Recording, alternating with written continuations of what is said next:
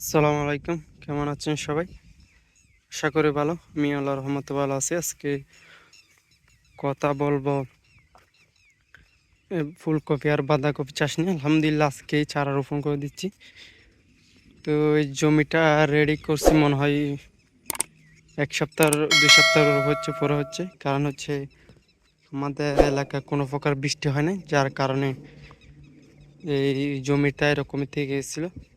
যেহেতু উঁচু জমি আর নিচে তো আপনাদেরকে দেখেছিলাম নিচে একেবারে স্ল্যাব, তাই পানি থাকে না। তো আলহামদুলিল্লাহ এই কয়েকদিন ধরে বৃষ্টি হচ্ছে, তাই আজকে রোপণ করে দেব। আলহামদুলিল্লাহ এখানে বাঁধাকপি, আগাম বাঁধাকপি আর ফুলকপি রোপণ করা হচ্ছে। তো এক একটা 4 ফিটের মালচিং পেপারে তিনটা করে দেওয়া হয়েছে। 3টা করে চারা রোপণের জন্য হোল করা হয়েছে। তো এর আগে আমার বাঁধাকপির কোনোবার রোপণ করা হয়নি, এবারে ফার্স্ট, এবারে প্রথম রোপণ করতেছি। দেখেন গাছ উঠে গেছে। তো বাইরে প্রথম রোপণ করতেছি, এখানে 3টা করে দেওয়া হয়েছে প্রত্যেকটা এই মালচিং পেপারে। তো এক একটা চারা দূরত্ব প্রায় 1 ফিটের এরকম দূর হবে, 1 ফিট থেকে বেশি হবে, 1.5 ফিট আছে। তো এটা কেমন হয়েছে বা সমস্যা হবে নাকি কমেন্টে জানাতে পারেন। তো আমি যদি চারাগুলো দেখাই, এগুলো হচ্ছে চারা।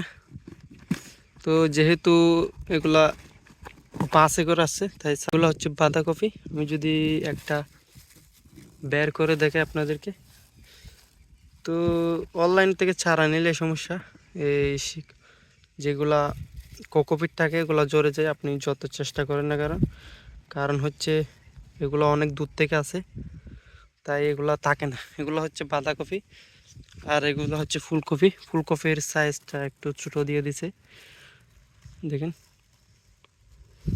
এগুলো হচ্ছে ফুলকপির সাইজ ছোটো না, কিন্তু দেখতে পাতাগুলো ছোটো একই রকম। তো দেখেন এখানে আমার চারা লাগবে 750 পিস মতো। তো আমি 800 পিস অর্ডার দিছি, কারণ হচ্ছে পরবর্তী যদি মারা টারা যায় তাহলে আবার এখানে নতুন আবার রোপণ করতে হবে, তাই জন্য একটু বাড়তি অর্ডার দিয়ে দিছি। দেখেন এটা হচ্ছে আমার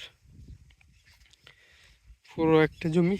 পুরো জমিটা কিন্তু তো অনেক লম্বা, পাশে ছোট হলেও লম্বায় কিন্তু তো অনেক।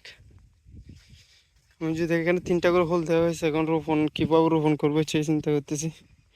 নাকি এক সাইডে ফুলকপি আর এক সাইডে বাঁধাকপি রোপণ করবো, নাকি মাছ দিয়ে বাঁধাকপি রোপণ করবো।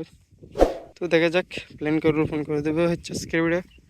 আলহামদুলিল্লাহ আগাম বাঁধাকপি আর ফুলকপি রোপণ করে দিচ্ছি। তো আপনারা কে কে অলরেডি রোপণ করে ফেলছেন কমেন্টে জানাতে পারেন, আর কারা রোপণের জন্য প্রস্তুতি নিচ্ছেন এরাও কমেন্টে জানাতে পারেন, আর কোন কোন জাত রোপণ করতেছেন। আজকের ভিডিও আশা করি বুঝতে পারছেন। আসসালামু আলাইকুম রহমতুল্লাহ।